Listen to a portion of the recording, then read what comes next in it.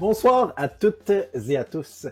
J'ai le plaisir de vous souhaiter la bienvenue à ce webinaire organisé par la Société canadienne de l'ASP, de la série de webinaires Ce qu'en disent les experts, auxquels prennent part différents spécialistes en sclérose en plaques.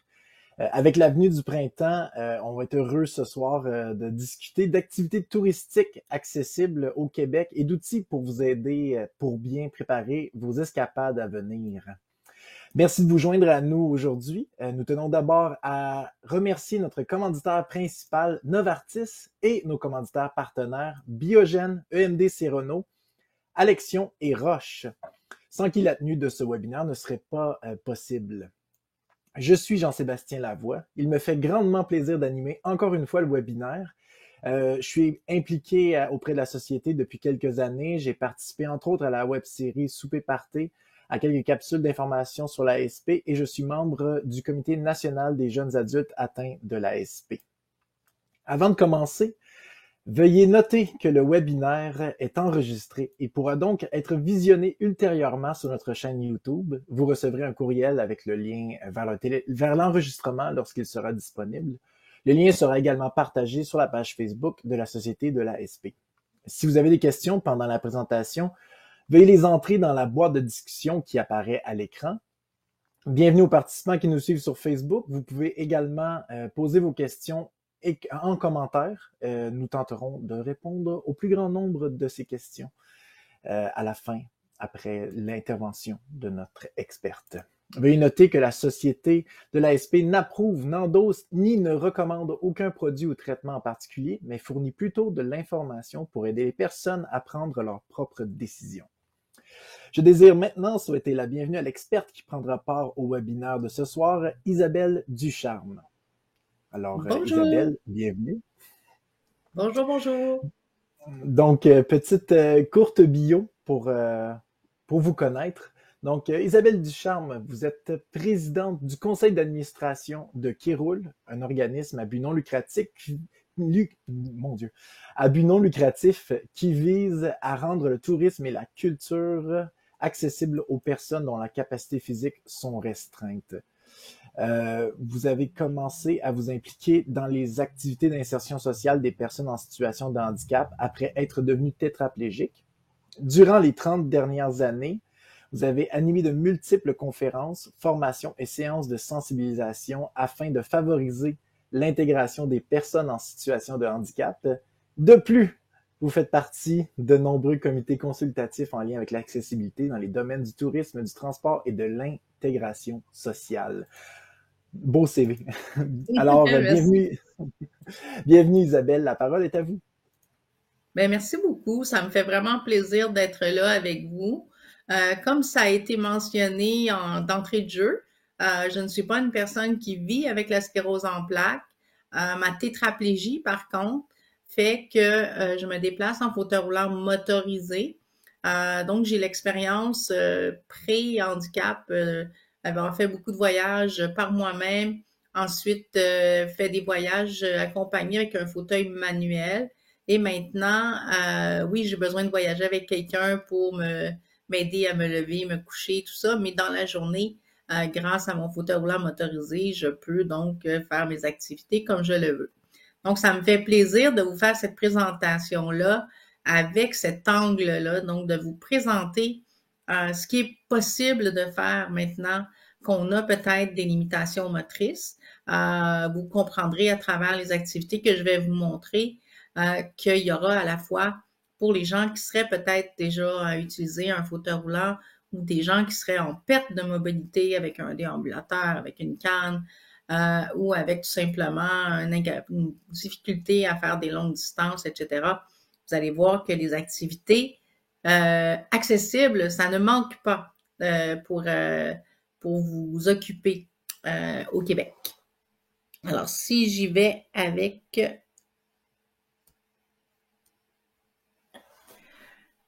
donc, comme vous pouvez voir ici, j'ai fait, oui, beaucoup d'activités au Québec, mais j'ai aussi fait beaucoup d'activités à l'international. Donc, on voit ici sur les images, en haut, c'est à la pyramide, les pyramides de Chichen Itza au Mexique. En bas à droite, c'est à la muraille de Chine. Et entre les deux, donc à gauche, la photo, c'est sur le bord de la plage à Barcelone. Je vais vous parler donc un petit peu vers la fin de quelques pistes auxquelles vous pouvez réfléchir si vos rêves sont plus internationaux, mais on vous suggère fortement de commencer par le Québec pour voir comment vous aimez le tourisme peut-être différemment maintenant que vous avez une nouvelle réalité de vie, peut-être une mobilité moins efficace ou moins rapide qu'avant. Et donc voilà pourquoi on va commencer par les activités à faire au Québec. Donc, Kéroul, on m'a posé la question plusieurs fois, pourquoi Kéroul? Eh bien, c'est une combinaison de Québec et Roule. Donc, Monsieur Leclerc, le fondateur, Kéroul existe quand même depuis 1979. À l'époque, cherchait un nom qui pouvait évoquer à la fois le fait qu'on voulait développer une expertise au Québec et qu'on voulait aussi parler à l'époque principalement de personnes en fauteuil roulant. Il faut comprendre qu'avec le temps, on est maintenant un organisme qui s'occupe toujours, bien sûr, de l'accessibilité touristique et culturelle, donc incluant le transport, les hébergements, les activités, etc. Mais on n'est plus seulement pour les personnes qui ont une limitation motrice, mais également donc tout autre type de déficience, que ce soit visuelle, auditive, etc. Et on veut aider le ministère du Tourisme et la société en général à ce que le Québec devienne une destination touristique culturelle non seulement attrayante, accueillante, mais qui respecte les principes de l'accessibilité universelle et aussi, bien sûr, tout ça dans un encadrement où les gens oublient souvent que le développement durable, ça veut aussi dire, c'est pas juste l'environnement, c'est aussi d'inclure toutes les couches de la société, autant au niveau monétaire qu'au niveau accessibilité physique et aux services et aux lieux. Donc, voici nos coups de cœur pour les déplacements au Québec. Le premier, vous voyez ici, en Outaouais, le parc de la Gatineau.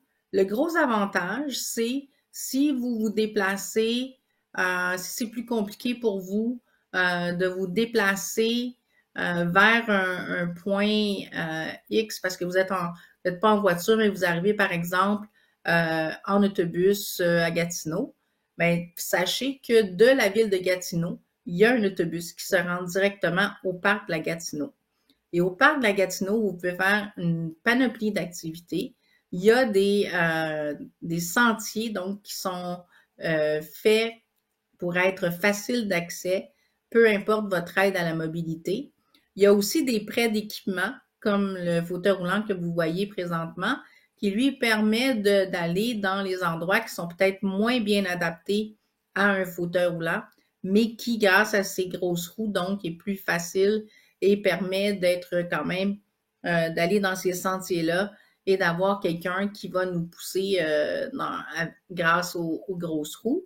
Et pour les gens qui ont envie de séjourner au parc et qui ont aussi le goût d'un hébergement plus rustique, qui fait plus référence aux anciennes versions d'hébergement, ben vous avez ici un exemple de la yourte. Donc, il y a quelques yourtes sur le terrain du parc et celle-ci est adaptée. Donc, elle a une rampe d'accès, comme vous pouvez voir. Elle a aussi une porte plus large, un seuil facile d'accès si on a une aide à la mobilité. Donc, on est dans un environnement où on est en sécurité et où on a aussi donc tout ce qu'on a besoin pour les blocs sanitaires, etc., là, adaptés à nos besoins. Dans les Laurentides, moi, je vous dirais que c'est un de mes coups de cœur parce que je les connais bien. Le parc national d'Oka, donc qui fait partie de la CEPAC, c'est un des parcs nationaux qui est le mieux adapté selon moi et qui, à chaque année, regarde qu'est-ce qu'on a fait jusqu'à maintenant, qu'est-ce qu'on peut encore améliorer en termes d'accessibilité. Donc, vous avez encore une fois deux exemples d'hébergement un peu plus rustiques. Sachez que Il y a des espaces, si vous arrivez avec votre propre tente, il y a des espaces avec un bloc sanitaire prêt et donc possibilité de stationner votre voiture et tout. Mais il y a aussi donc les deux types d'hébergement que vous voyez dans les deux premières photos. La première à gauche, moi ce que j'appelle un peu ma tente scout, là, c'est une tente qu'on appelle la prêt à camper. Donc on arrive, la tente est déjà là, il y a un espace pour dormir, il y a un mini frigo, un lavabo et un mini poêle. Et vous avez à l'extérieur un emplacement avec un foyer qui est surélevé, donc vous pouvez vous-même mettre les bûches, allumer le feu, table de pique-nique adaptée, etc. La deuxième photo, c'est ce qu'on appelle un chalet compact, donc un chalet rustique. À l'intérieur, on va trouver encore une fois ce qu'on a besoin de base, là, un mini frigo, un poêle, etc. Mais il faut comprendre qu'à l'intérieur, là, c'est pas un chalet de luxe, c'est pas un tout inclus luxueux, mais c'est bien là, un chalet en bois fini rustique. Et finalement, ce qui est intéressant, vous pouvez voir encore une fois sur la plage, il y a la possibilité de louer un fauteuil roulant qu'on appelle l'hippocampe. Donc, c'est un fauteuil roulant qui permet d'aller sur la plage. Avec vos roues, peut-être que vous pourriez caler si vous avez un fauteuil roulant motorisé ou avec un fauteuil roulant, même avec un fauteuil roulant manuel. Mais vous pouvez même vous en servir si vous avez de la difficulté à vous déplacer parce que le sable, c'est plus mou. Donc, ça peut être intéressant de savoir que vous pouvez louer cet équipement-là. Tout ce qu'on demande, c'est que vous laissez une pièce d'identité et vous allez pouvoir le réserver. Et pour ceux qui sont moins aventureux, qui veulent voir l'eau, veulent voir la plage, mais ne veulent pas se déplacer sur la plage, sachez qu'il y a aussi un long trottoir de bois qui vous permet d'avoir vue sur tout ça, mais de ne pas avoir les pieds ou les roues dans le sable.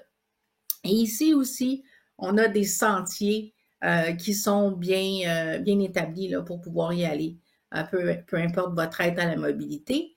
Et il y a également, pour ceux que ça intéresse, en sport d'hiver, la possibilité d'être poussé sur ce qu'ils appelle un skivel.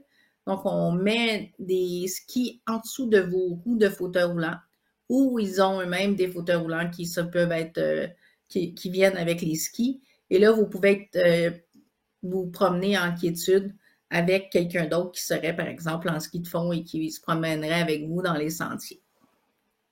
Donc, c'est le fun de savoir que c'est plus qu'une saison. Grande nouveauté, je ne sais pas si vous l'avez vu, on a entendu parler beaucoup dans les nouvelles, le sentier des cimes Laurentides à Saint-Faustin-Lac-Carré. Comme vous pouvez voir, c'est quelque chose qui est très élevé, qui permet des vues panoramiques incroyables. Et l'avantage, c'est que ça a été conçu pour ne pas être trop pentu, donc pour qu'on soit, encore une fois, en fauteuil roulant ou avec une canne ou un déambulateur ou des problèmes d'équilibre. C'est une pente très graduelle de 6%. Il y a des plateaux pour s'arrêter quand on est un peu fatigué. Il y a vraiment des endroits spécifiques pour s'arrêter, pour avoir des vues magnifiques. Alors, c'est un endroit qui vaut vraiment la peine d'être visité.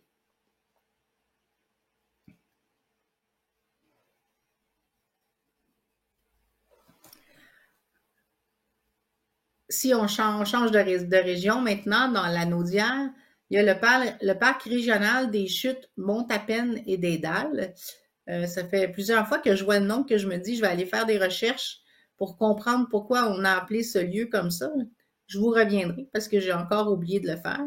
Donc, comme vous pouvez voir, pour les idées de plein air, c'est vraiment une bonne idée. Vous avez la possibilité donc d'aller voir des belles vues sur le lac, mais vous avez aussi la possibilité d'emprunter ce DAU qui vous permet d'aller encore une fois dans des endroits où vous ne pourriez pas aller autrement. Donc, il y a des gens qui sont formés pour vous accompagner si vous acceptez d'être transporté par quelqu'un d'autre, donc dans les endroits, dans les sentiers qui sont peut-être un peu moins bien battus. Et il y a un camping, encore une fois, qui offre une panoplie d'activités possibles. Donc, comme vous pouvez voir, des jeux d'eau où une personne qui serait un enfant ou un adulte qui voudrait aller se rafraîchir pourrait le faire parce que c'est bien à plat, c'est bien facile de se déplacer. Il y a beaucoup d'espace entre chaque endroit.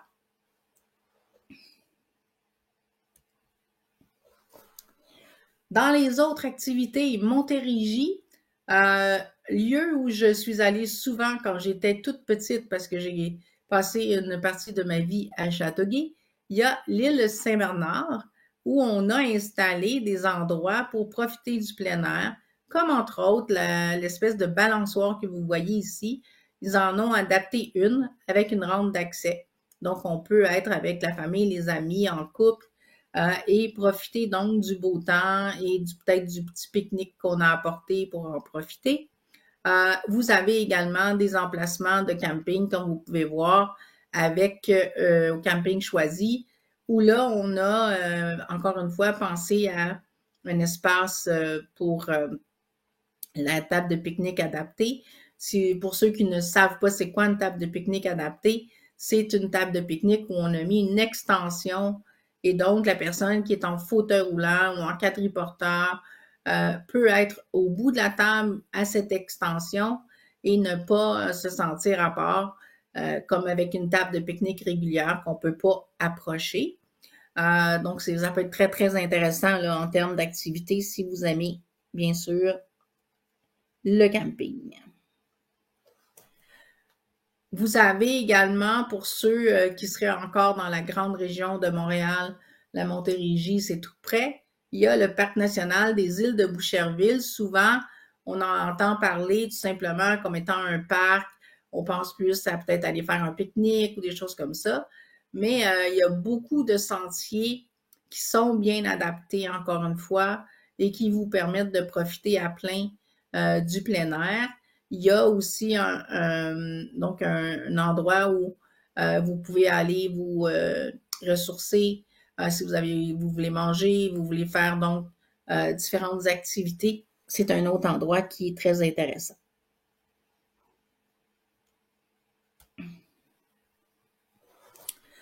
Dans les cantons de l'Est, on a ici aussi un endroit que j'aime beaucoup. Dans les cantons de l'Est, il y a dans la région de Magog les chalets U. Donc là, on parle plus d'un chalet de luxe qu'on arrive et tout est tout inclus, incluant un spa à l'extérieur, incluant si vous voulez faire de la raclette, de la fondue. Il y a 3 chambres, 2 salles de bain. Ça a été conçu pour son accessibilité. Et non loin de là, il y a la photo que vous voyez à gauche, qui est la photo du marais de la rivière aux Cerises. Et à cet endroit-là, vous avez autant la possibilité de vous déplacer comme vous voyez au-dessus du marais, mais vous avez aussi des sentiers autres donc des sentiers plus dans le milieu, là, si on veut, des dunes et tout ça. Et vous avez également un centre d'interprétation de la nature. Donc, c'est très intéressant. Et donc, vous avez aussi dans les cantons de l'Est le Parc national d'Ayamaska, où là, vous pouvez louer le fauteuil roulant, comme vous voyez, en tandem. Et l'avantage aussi, c'est qu'ils ont un fauteuil roulant similaire, un vélo similaire. Celui-là, la personne peut s'asseoir en avant si elle est capable de se lever et de s'installer dans la chaise en avant. Mais pour une personne, par exemple, qui doit rester dans son fauteuil roulant, il y a aussi le même genre de vélo, mais avec une plateforme sur laquelle le fauteuil roulant peut être installé avec la personne. Donc, encore une fois, on peut se déplacer sans avoir à forcer puis à devoir vraiment y mettre trop d'énergie et moins profiter du plein air.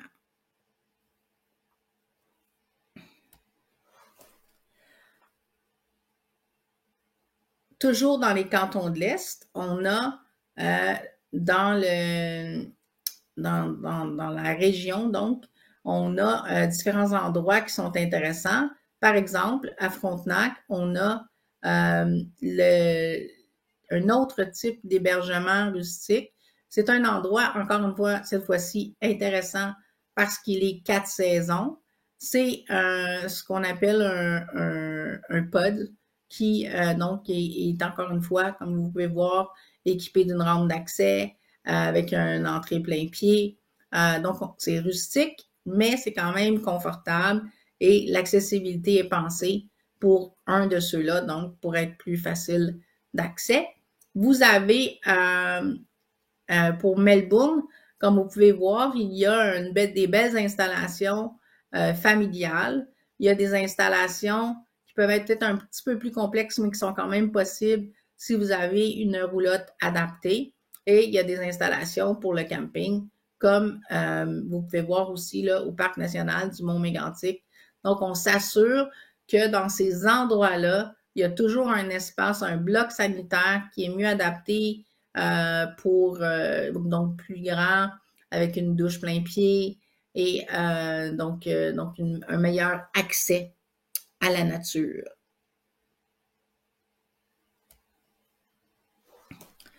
Dans la région de Québec, pour ceux qui connaissent un peu la région, dans les incontournables, donc on a le canyon Sainte-Anne et le parc de la chute Montmorency. Ce qui est bien ici, c'est qu'encore dans ce cas-ci, on peut bien sûr passer directement à un point de vue, comme on voit à gauche, où le monsieur s'est installé et il regarde, ou on peut décider de vivre l'expérience à plein et aller sur le pont, donc, et vraiment voir la chute du pont. Donc, faut pas avoir le vertige. Ça bouge un peu aussi. Donc, faut être sûr que des fois, moi, ça m'avait pris quelques minutes avant de me dire, OK, j'y vais. Mais ça a été une très belle expérience. Et pour ceux qui le veulent, bien sûr, encore une fois, il y a des sentiers qu'on peut aller explorer.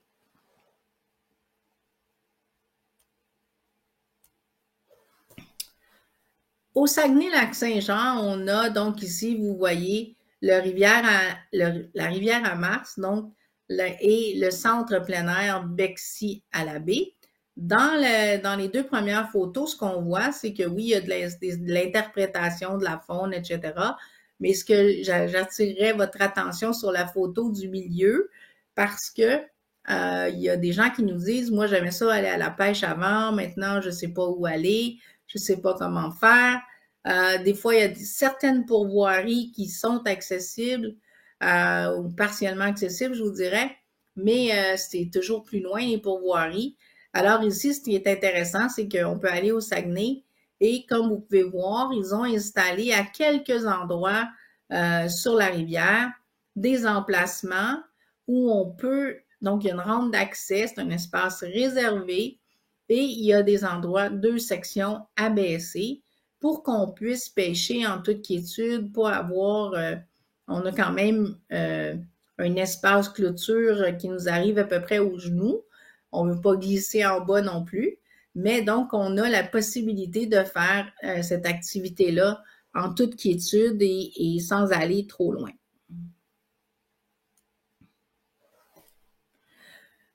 Alors, ce qu'on a envie aussi de vous partager, parce que l'idée, vous avez compris, c'est de vous donner le goût de faire des activités principalement pour l'été qui arrive à grands pas. Qui sait, peut-être que j'aurai une invitation pour venir vous parler des activités plus spécifiques à faire en hiver à une prochaine séance. Mais donc, on veut attirer votre attention sur différentes choses que vous ne savez peut-être pas qui sont accessibles à vous. Donc, pour le faire, il y a par exemple la Fondation des sports adaptés qui organise des activités de groupe qui peuvent aussi, si vous avez des idées spécifiques, des envies particulières d'activités à essayer, ils pourront certainement vous accompagner dans votre démarche. Mais par exemple, il y a le paracyclisme, donc comme la dame que vous voyez dans la photo, où là, au lieu d'avoir à pousser son fauteuil roulant, quand les jambes fonctionnent bien, on peut pédaler et accompagner, par exemple, un ami qui est en vidéo, qui est en vélo. Il y a le ski nautique qui peut être adapté avec un siège, donc on va être assis sur le ski sur le siège qui est donc sur les skis, de la même façon qu'on peut le faire pour un ski en hiver sur les pentes de ski. Il y a la planche à pagaie que vous avez peut-être probablement vu de différentes façons. La planche à pagaie, l'avantage, c'est qu'elle aussi, elle peut se pratiquer soit par vous-même, donc vous restez dans votre fauteuil roulant et vous êtes installé sur la planche. Si vous êtes comme moi, vous n'avez pas tout à fait une bonne utilisation de vos mains ou de vos bras, il y a aussi la possibilité d'être assis sur la planche à pagaie et que ce soit quelqu'un debout derrière nous qui dirige la planche à pagaie. Il y a les randonnées en DAU, je vous ai montré un exemple tantôt. Donc ça, c'est une chose aussi qui peut être intéressante. On peut aller dans les montagnes, on peut aller un peu partout parce qu'on c'est quelqu'un d'autre qui nous dirige dans le siège où nous sommes assis. Et il y a toutes sortes d'activités qu'on pense peut-être pas, mais l'équitation peut être adaptée. Donc, il y a vraiment une panoplie d'activités. Et comme je vous dis, la Fondation des sports adaptés, si vous leur apportez des idées, si vous leur donnez l'opportunité de développer même de nouvelles activités, ils sont toujours ouverts et intéressés à le faire. Ils le font principalement au printemps et en été, là, les activités que je vous ai mentionnées, bien sûr.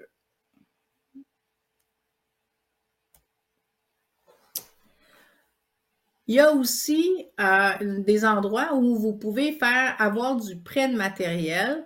Par exemple, la ville de Victoriaville va prêter des vélos adaptés, comme celui que vous voyez en ce moment, un vélo tandem, mais aussi d'autres types de vélos adaptés, comme ceux dont je vous ai parlé précédemment. Le Centre d'intégration à la vie active va prêter aussi du matériel pour faire du sport, pour faire du plein air adapté, etc. Vous avez accès cycle, donc je vous invite à, de toute façon, avec les noms que je vous ai nommés, vous pouvez aller sur les sites web, vous allez sur Google et vous allez les trouver très facilement. Vous pouvez faire la location donc de vélos et de kayak. Et Zone Loisirs Montérégie vous permet de faire de la location de matériel de camping. Donc, c'est pas une excuse de dire ah ben moi j'ai pas de tente adaptée, moi j'ai pas de vélo adapté ou moi j'ai pas. Il y a vraiment des solutions qui sont prêtes qui sont là pour vous et les gens sont prêts à vous aider. Et souvent, c'est soit sans frais ou à vraiment faible coût, ou des fois, comme je vous disais tantôt, on va simplement vous demander de laisser une pièce d'identité ou un dépôt qu'on va vous remettre quand vous allez rapporter les équipements que vous avez empruntés.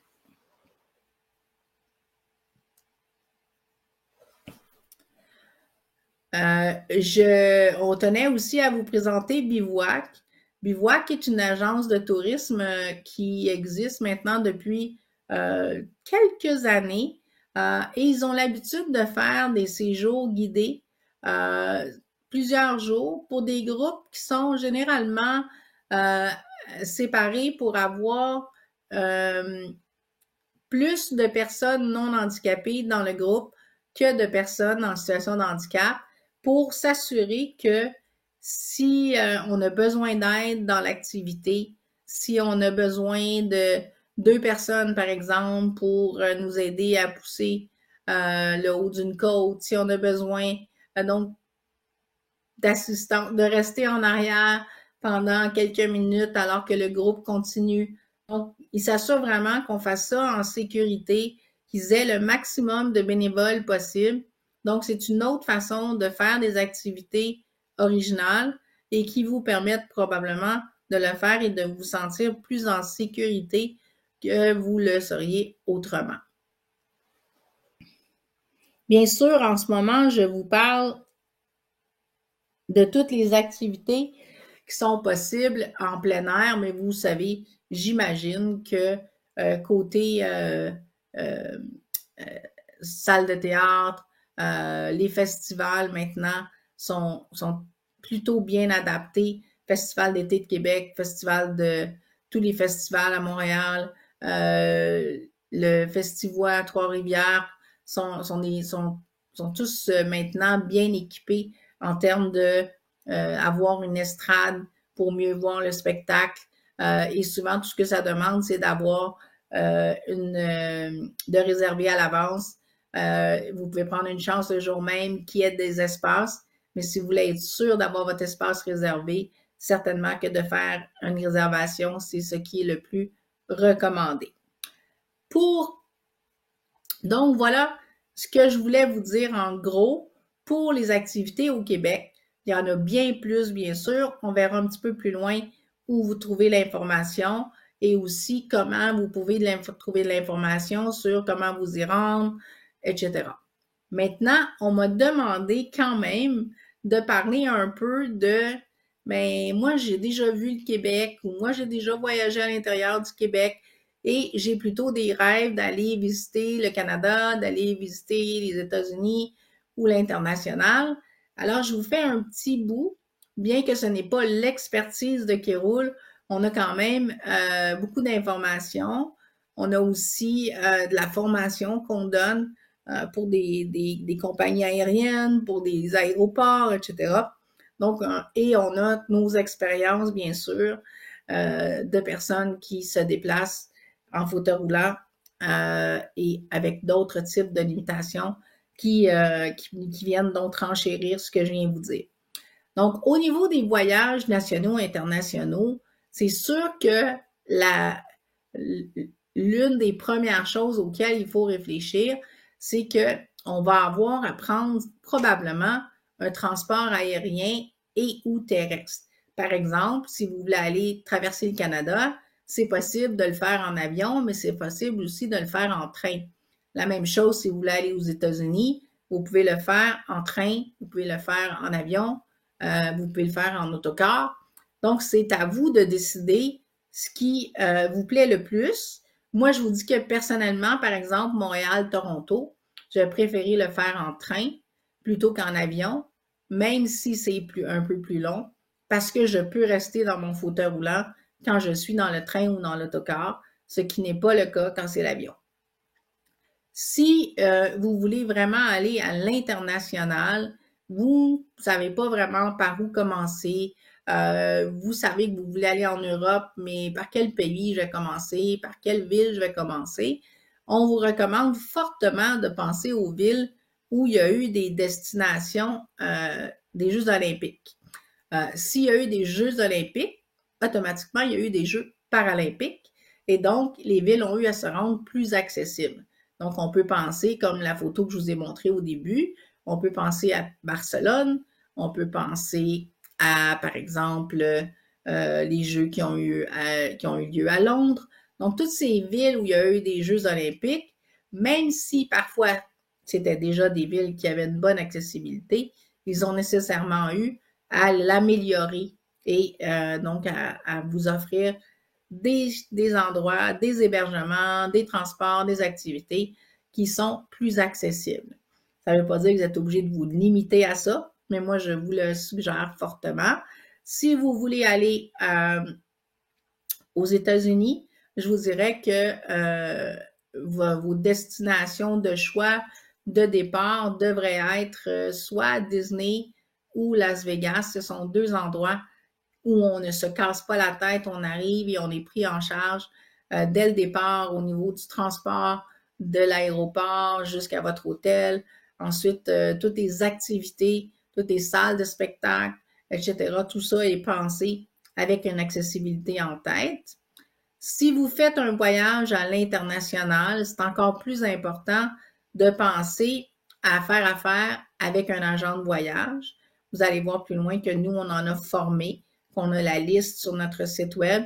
Vous pouvez nous appeler si vous voulez avoir la liste des agents de voyage formés. C'est toujours très utile. Ils vont pouvoir vous aider si jamais, dans votre planification, parce qu'ils ont de l'expérience, mais aussi si jamais vous avez un problème à destination, ce ne sera pas vous qui va vous casser la tête si jamais il est arrivé quelque chose entre le moment de la réservation et le moment où vous êtes arrivé et il y a un problème avec l'hôtel, avec le transport ou peu importe. C'est l'agent de voyage qui va faire les démarches pour vous. Et idéalement, comme par exemple ici, vous êtes une association de sclérose en plaques, ben il y a des associations de sclérose en plaques un peu partout dans le monde. Fait que ça peut être une bonne idée, soit de savoir quel organisme à votre point de destination s'occupe des besoins des personnes en situation de handicap ou qui s'occupe de est-ce qu'il y a une organisation de gens qui ont la sclérose en plaques à cette destination-là? Et eux vont pouvoir vous aider aussi sûrement dans découvrir l'accessibilité locale, dans les transports, et etc. N'oubliez pas que dépendant où vous allez, ça se pourrait que vous ayez des documents à préparer. Par exemple, il y a certaines destinations qui demandent un visa. Ben ça, c'est toutes des choses. Il faut s'assurer que votre passeport est à jour. Donc, c'est toutes des choses qu'il faut vérifier vraiment à l'avance. Et certains endroits demandent aussi des vaccins. Et des fois, c'est des vaccins qu'il faut commencer 6 mois, 9 mois avant le départ. Donc, très important de vérifier tout ça avant d'acheter vos billets d'avion et tout ça, de vous assurer que vous êtes dans les délais pour pouvoir y aller. On me pose souvent la question, oui, mais comment ça se passe quand je vais aller dans l'avion? Parce que souvent, les gens ne nous voient pas quand on est en situation de handicap parce qu'on est les premiers embarqués, les derniers débarqués. Donc, il faut garder ça en tête. Donc, vous voyez la belle photo ici. Je voulais vous donner un exemple du fauteuil roulant qui permet d'aller dans l'allée d'avion. Donc, il faut se préparer au fait que c'est comme vous voyez, là, à comparer à mon fauteuil roulant derrière, le fauteuil roulant est beaucoup plus étroit pour permettre d'aller dans l'allée d'avion. Donc, ça veut dire des transferts à faire. Les gens des compagnies d'aviation sont habitués de transférer des personnes. Donc, vous allez pouvoir avoir de l'aide si vous en avez besoin. Si vous êtes capable de vous transférer seul, bien sûr que vous pouvez le faire, mais sachez que vous pouvez toujours demander d'apporter votre fauteuil roulant jusqu'à la porte de l'avion et ensuite, il va falloir transférer dans ce petit fauteuil roulant-là qui va vous amener jusque dans l'allée et là, rendu à votre siège, il va falloir transférer dans le siège de l'avion. D'où l'une de dans ce que j'ai écrit ici, je vous parle de vol direct ou escale. C'est une décision à prendre parce que moi, j'aime mieux les vols directs parce que j'ai pas à refaire tous ces transferts dans un autre avion. Mais par contre, pour certaines personnes, par exemple, qui savent qu'ils vont avoir besoin d'aller à la toilette, mais qui ne seront pas capables dans l'avion, bien, ça leur prend l'escale pour être capable d'aller aux toilettes entre les deux. Donc, gardez ça en tête. Quand vous allez décider de prendre l'avion pour aller à une destination X, c'est toujours important de mentionner dès le départ que vous êtes une personne qui a des besoins spéciaux, qui est en fauteuil roulant, parce qu'à ce moment-là, on va vous transférer au département médical qui va vous donner le formulaire à faire remplir. Encore une fois, délai, parce que le formulaire doit être rempli par votre médecin et ensuite approuvé par le médecin de la compagnie aérienne. Donc, on décide pas à la dernière minute de partir si on veut être sûr qu'ils vont nous prendre sur l'avion. Et toujours obtenir des confirmations de tout ce que vous faites comme une réservation, mais particulièrement pour l'avion, pour être sûr qu'ils ont bien marqué que vous avez besoin d'aide, que vous avez, etc. Petit truc, si jamais vous avez une limite de budget ou vous avez ça en tête, voyager au Canada, ça coûte, on n'a pas le taux de change et on a un tarif une personne. Toutes les compagnies canadiennes d'aviation ont l'obligation de vous donner un accompagnateur gratuit sur un vol d'avion ou sur un train pour ne pas vous pénaliser pour le fait que vous avez besoin de quelqu'un pour vous déplacer. D'où, encore une fois, le formulaire médical. Donc, gardez ça en tête. Et dernière chose, pour ce qui est de l'avion, je voulais aussi vous dire que des fois, les gens disent « Ouais, mais là, c'est rendu tellement cher qu'on nous demande de payer pour chaque valise. » Quand on est une personne qui a des besoins médicaux, donc peut-être que vous avez besoin d'une deuxième valise parce que vous devez transporter des couches, des piquets, des médicaments, on ne pourra jamais vous charger des frais supplémentaires pour une valise supplémentaire dès que c'est pour une raison médicale.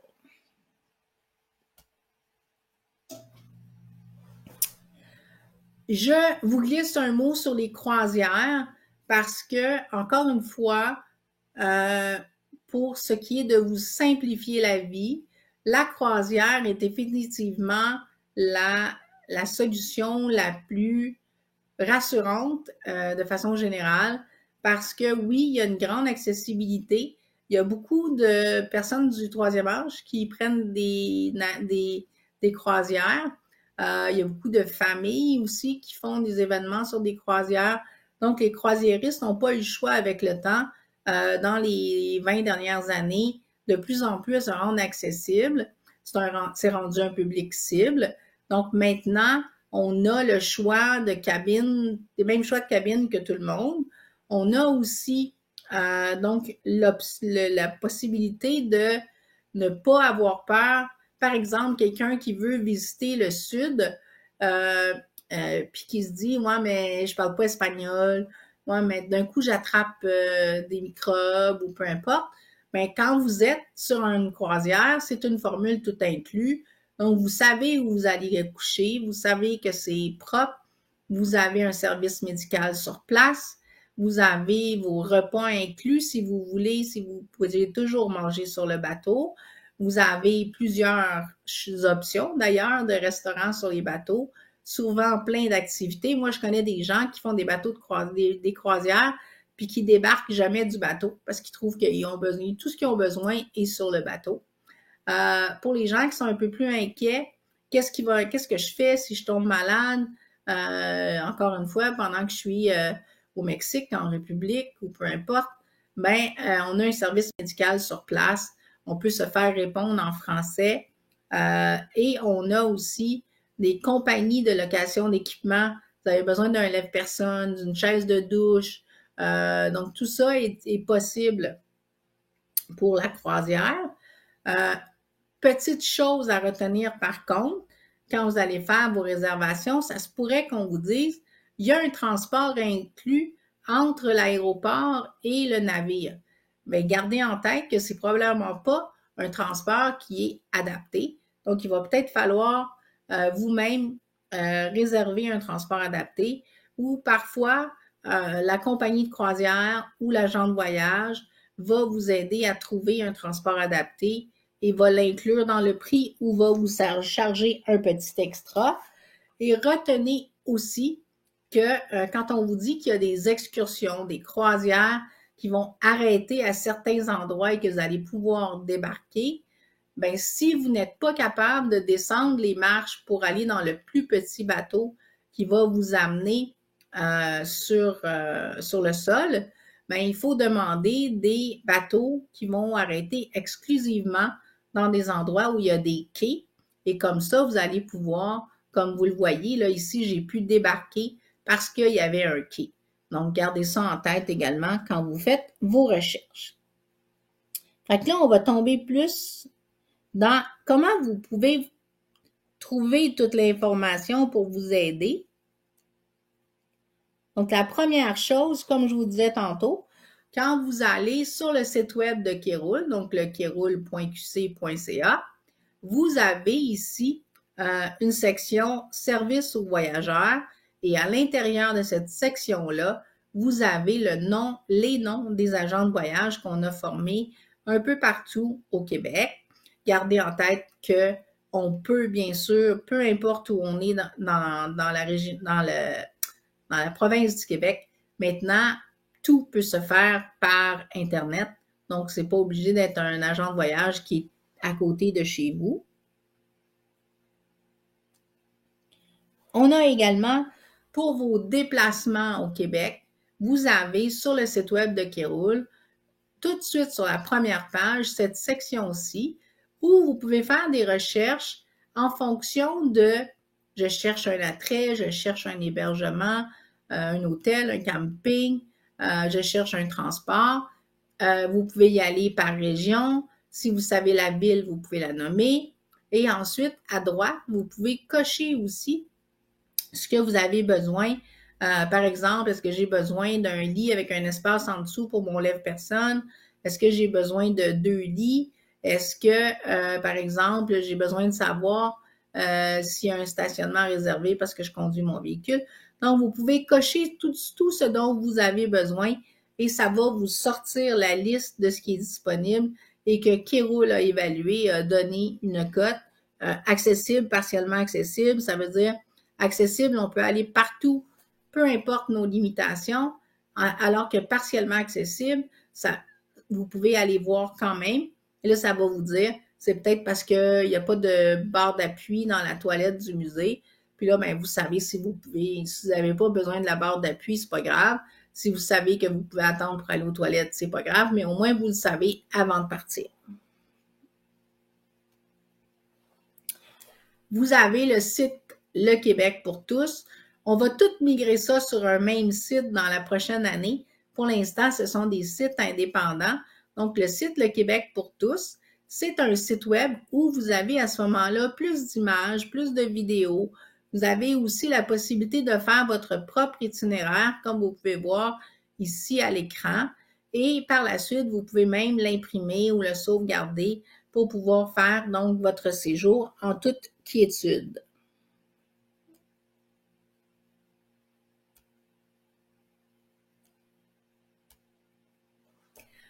Finalement, pour ne pas trop vous mélanger quand même, vous avez dans le Québec pour tous un blog, donc des idées de voyageurs qui ont fait des activités et qui partagent avec vous comment ça s'est passé, qu'est-ce qu'ils ont fait au Québec, qu'est-ce qu'ils ont utilisé comme service et à quel point c'était agréable.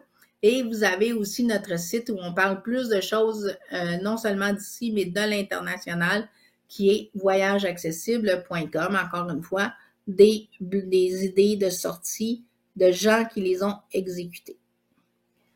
Dans les ressources que vous pouvez recevoir, mais qui ne sont pas des sites web, vous avez le baladeur qui sort aux 3 mois que vous pouvez recevoir chez vous si vous êtes abonné. Et là, on vous donne une panoplie, donc tout ce qui a été fait ici à l'international. On a le Québec pour tous, la revue qui dit qu'est-ce qui est sorti dans la dernière année. Et le plus important pour vous, sûrement, le Voyageur sur roue, donc un magazine qu'on a sorti pour démontrer aux gens que c'était possible de voyager, mais qu'il fallait se préparer. Donc, vous avez toutes les étapes pour se préparer à un voyage. Alors, comme dirait M. Leclerc, si on a pu envoyer des gens sur la Lune, on peut certainement exiger un monde accessible pour tous. Et si on veut ça, ben, il faut profiter des activités qui existent. Il faut montrer aux gens qu'ils se sont rendus accessibles pour une raison, c'est-à-dire que les gens vont être présents et donc ils vont se sentir valorisés de s'être rendus accessibles et certainement convaincre leurs voisins aussi à se rendre accessibles. Alors voilà, c'est ce que j'avais à vous dire aujourd'hui. Désolée pour le bombardement d'informations, mais j'espère que ça vous inspire et que vous avez des questions malgré tout à poser après tout ce que je viens de vous dire. Merci beaucoup, Isabelle, de nous avoir donné toutes ces informations-là. Moi, j'étais en train de planifier mon prochain voyage. Je suis inspiré à fond. Mais sur une note, mais oui, sur une note un peu plus axée à la sclérose en plaques, j'ai envie de dire que pour avoir discuté avec plusieurs personnes qui sont atteintes, il y a comme au moment du diagnostic, on a tous un peu à un moment le flash de s'imaginer en chaise roulante, mais après une présentation comme ce que vous venez de faire, on dirait que ça fait vraiment, vraiment moins peur, puis on se rend compte en fait que oui, la vie peut tout simplement continuer après. Magnifique. Donc, oui, on a quelques questions, en fait. Donc, je vais lire les quelques questions qu'on a reçues en commentaire des gens qui nous regardent. La première ici, c'est comment pourrait-on améliorer l'accessibilité des toilettes chez les commerçants, surtout sur la route? Oui, effectivement. En fait, il y a un programme qui existe pour aider les commerces à se rendre plus accessibles. Malheureusement, il est peu utilisé, probablement parce que pas assez publicisé. Fait que moi, je vous dirais, la meilleure chose, c'est de le mentionner. T'sais, si on ne peut pas nous entrer parce qu'il y a des marches, ben on essaie de trouver quelqu'un qui peut entrer puis qui peut aller dire, savez-vous que vous pourriez attirer beaucoup plus de monde chez vous si vous étiez accessible et vous pourriez communiquer avec Kéroul, par exemple, si ça a un lien avec le tourisme, si c'est un restaurant à vocation touristique, sinon Kéroul peut définitivement diriger ces endroits-là vers des programmes qui existent pour se rendre accessible. Mais il y a définitivement une sensibilisation parce que des fois, les gens ne sont pas accessibles puis ils nous disent, oui, mais pourquoi je me rendrais accessible? J'en vois pas de personnes en situation de handicap. Puis là, on leur dit, mais oui, mais tu les vois pas parce que tu n'es pas accessible. Rends-toi accessible, puis tu vas accueillir, tu sais, c'est quand même 15% de la population, c'est 1 million de personnes juste au Québec. Puis ça, c'est sans compter les touristes. Donc, pense-y comme il faut si tu veux accueillir plus de personnes dans tes lieux. C'est des bons chiffres à avoir en tête, ça aussi, là, quand on dit 1 million de personnes au Québec, c'est pas, des fois, on se dit, ah, ben, c'est marginal, mais est-ce que ce l'est tant que ça, tu sais? Donc, c'est vrai que je pense que c'est important d'en parler. Donc, une deuxième question ici, est-ce qu'il y a des ressources au Québec qui proposent des services d'accompagnement? Oui, effectivement, dans la section voyageurs du site web de Kéroul, la même section où on trouve les agents de voyage, on trouve quelques ressources. Donc, il y a parfois des ressources qui sont plus comme des agences de préposés qui ont des préposés qui sont aptes, intéressés à accompagner. Et il y a maintenant, je pense, une ou deux ressources qui sont spécifiquement avec des personnes qui sont directement intéressées là, à accompagner en voyage. Ce n'est pas nécessairement des personnes qui sont des préposés au quotidien, mais c'est des personnes qui sont intéressées à faire de l'accompagnement de voyage. Parfait. Une autre question ici qui est quand même intéressante, c'est quels sont les trucs pour savoir si les établissements sont vraiment accessibles? Souvent, la personne qui a commenté dit, j'ai appelé pour demander, on me disait oui, mais en arrivant sur les lieux, on constate que c'est pas vraiment le cas. Par exemple, pour un établissement que vous n'auriez pas évalué. Ouais, en fait, moi, je vous dirais, la première des choses, c'est d'obtenir une confirmation écrite. Donc, si jamais on arrive, puis c'est pas le cas, c'est eux qu'il faut qu'ils nous trouvent un endroit qui répond aux besoins que eux disaient qu'ils pouvaient répondre, mais qu'ils pouvaient pas. Demander des photos. Moi, c'est ma meilleure Ah, solution. Quand on me dit qu'il y a un espace en dessous du lit pour la lève personne, ah oui, est-ce que d'abord je demande à ce que quelqu'un de l'entretien ménager aille voir ensuite je demande des photos. Donc, si on me dit oui, la salle de bain est grande, c'est une douche vous avez de l'espace, ben d'accord, est-ce que vous pouvez m'envoyer une photo? Fait que ça, c'est une bonne façon. Aujourd'hui, il n'y a plus personne qui peut nous dire je ne peux pas vous envoyer de photos là. Le numérique est partout. Là. Fait que c'est une des façons les plus rapides et efficaces d'avoir. C'est pas comme quand on va, par exemple, sur un site web général, puis on nous met des photos, on peut nous avoir mis des photos de n'importe quoi. Là, on demande des photos spécifiques de la chambre adaptée, ben c'est sûr que c'est ça qu'ils doivent, ou de la. Tu sais, moi, j'ai aussi besoin de savoir est-ce que la chambre est assez grande pour que je puisse aller à côté du lit pour me transférer, puis je puisse passer au bout du lit pour aller sur le balcon, par exemple. Fait que les photos, c'est vraiment la meilleure solution. mhm. Quelqu'un nous demande comment faites-vous l'inventaire des établissements accessibles? Vous les essayez Si, tous? si c'est à propos du Québec, nous, ce qu'on fait, c'est que ben, d'abord, on essaie d'être présent le plus possible dans les régions pour dire qu'on existe et qu'on est là pour évaluer. Euh, on devient de plus en plus connu, heureusement. Donc, on a un programme d'accessibilité qui est quand même un programme de 5 millions et les gens peuvent avoir jusqu'à 100 000 pour se rendre accessible. Fait que ça attire des gens qui viennent eux-mêmes nous demander comment ils peuvent recevoir ce montant-là. Donc, ça nous permet d'ajouter des établissements dans notre liste. Et là, on veut faire un blitz commencer par Montréal, Québec, parce qu'on sait qu'il y a beaucoup de nouveaux établissements qui sont arrivés et qu'on n'a pas pu évaluer encore. Donc, on veut mettre ça à jour, commencer par les grandes villes, puis tranquillement aller plus large. Mais on passe beaucoup par les associations touristiques régionales, parce que chaque région a une association touristique. Et là, on leur dit qu'on est là pour les évaluer et que ça leur donne une publicité de plus. Et pour vous, ben, ça fait plus d'endroits que vous pouvez connaître et rendre accessibles. Fait que si vous connaissez des endroits qui sont accessibles, qui sont intéressants, qui sont pas dans notre liste, on est très content si vous nous écrivez ou vous nous appelez, puis vous nous le dites, puis nous, on va aller les évaluer avec plaisir. Quelqu'un demande comment avoir l'accès accompagnateur qui permet de sauver des frais d'entrée sur certaines activités. Ça, vous parlez de la carte d'accompagnement loisir, donc la CAL.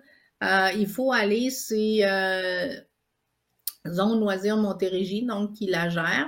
Donc, il faut aller sur leur site web.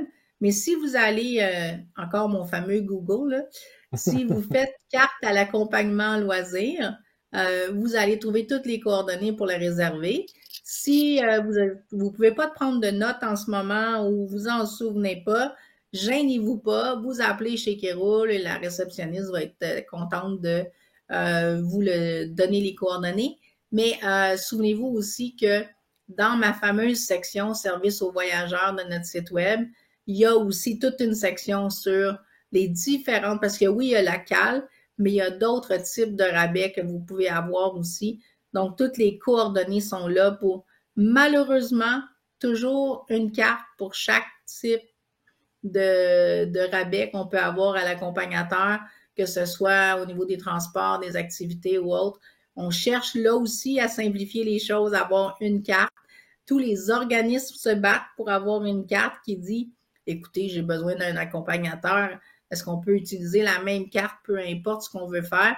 Mais pour l'instant, c'est des formulaires individuels. Je vous conseille de partir avec tous les formulaires, les ramasser, puis aller voir votre médecin une fois avec tous les formulaires. Ça va être bien moins compliqué que d'y aller un à la fois.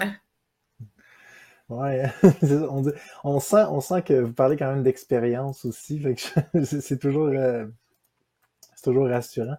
Une autre question, combien de mois à l'avance est-il recommandé de planifier ces activités, surtout avions et croisières? Les places adaptées sont parfois limitées et partent très vite. Effectivement, je vous dirais que les agents de voyage, de façon générale, vont vous dire que ça devrait se faire un an à l'avance pour s'assurer qu'on a la place qu'on veut. Bien sûr, ça dépend ce qu'on veut faire.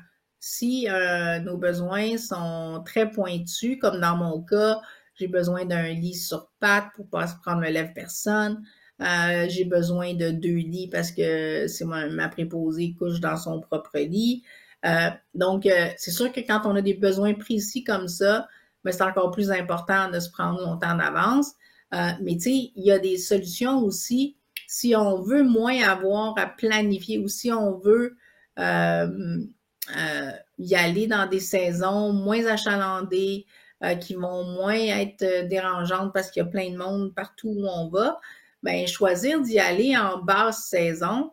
Par exemple, aller en Europe au mois de mai ou au mois de septembre au lieu du mois de juillet-août. Vous allez payer moins cher, vous allez être moins dérangé par l'achalandage partout dans les musées, dans les activités, et vous allez aussi avoir la possibilité donc de vous y prendre peut-être un petit peu moins d'avance. Fait qu'il y a quand même des choses comme ça auxquelles on peut penser pour que ce soit plus facile. Par exemple, si on va aller dans des destinations soleil, comme bien des gens font, ben c'est plus difficile d'y aller à la dernière minute parce que c'est difficile d'obtenir des confirmations de réservation de chambres adaptées dans les Antilles, au Mexique, etc. Donc ça demande définitivement plus de planification ou plus de temps en avance que monsieur et madame tout le monde qui peut prendre un forfait dernière minute. Parfait, merci beaucoup. Ça va être tout, c'est tout le temps que nous avions pour ces questions. Merci énormément de votre présence avec nous ce soir. C'est un énorme plaisir. Vous avez vraiment vous avez l'air vraiment en maîtrise du sujet parce que vous avez des réponses tellement précises sur toutes les questions qu'on a reçues. Merci encore. Ça a été très rafraîchissant d'avoir un sujet aussi plaisant en fait que les vacances. Puis rappelez-vous qu'on est toujours là pour répondre aux questions, courriel, téléphone, ça nous fait toujours plaisir. Parfait, donc je vous remercie et en terminant, je rappelle que les enregistrements des webinaires précédents sont disponibles sur notre chaîne YouTube. Suivez également la Société canadienne de la sclérose en plaques sur les réseaux sociaux pour rester à l'affût des dernières nouvelles. Encore une fois, nous tenons à remercier notre commanditaire principal Novartis et nos commanditaires partenaires Biogène, EMD, Serono, Alexion et Roche. Moi, je vous remercie d'avoir pris part au webinaire de ce soir. C'est encore toujours tellement plaisant pour moi d'apprendre ces choses-là en même temps que vous, être aux premières loges et pouvoir discuter avec les experts.